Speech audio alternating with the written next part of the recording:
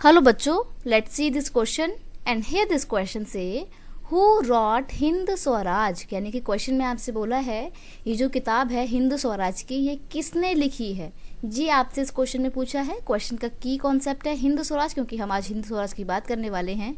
देखिए, ये जो हिंद स्वराज है ये गांधी जी के द्वारा लिखी हुई one of the most famous book में से है। Hind Swaraj was a book written by Mahatma Gandhi. Bapu के द्वारा लिखी गई ये किताब है जिसको उन्होंने 1909 में यानी कि 1909 में लिखा था। और ये जो बुक है ना, ये ओरिजिनली कौन सी लैंग्वेज में है? गुजराती भाषा में लिखी गई है।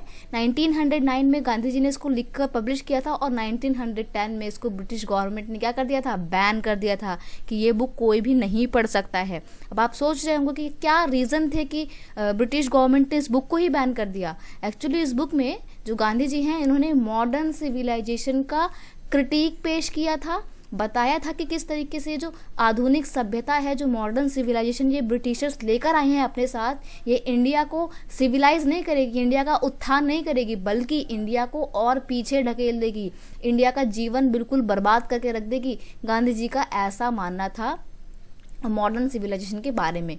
और उन्होंने अपने स्वराज, अरे स्पेलिंग गलत है ये, उन्होंने स्वराज को लेकर जो उनके आइडियाज़ थे उसको उन्होंने इस बुक में लिखा है, तभी तो उसका नाम क्या है? हिंद स्वराज। गांधी जी के अकॉर्डिंग स्वराज का मतलब ये नहीं है कि सिर्फ अपनी सरकार इस्टेब्लिश कर लो, नहीं।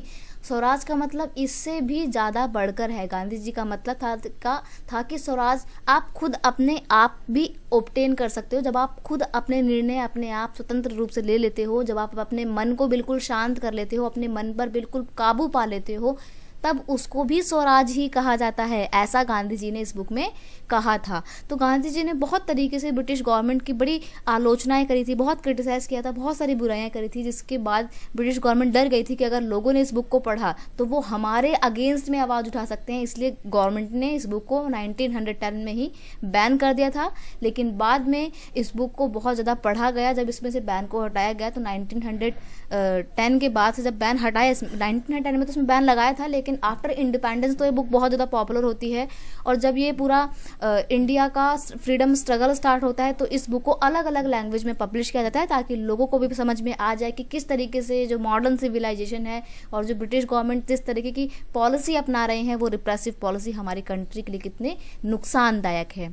तो ये सब कुछ हिंद स्वराज में लिखा था। इस बुक को लिखा था महात्मा गांधी ने। I hope you understand it well. Best of luck.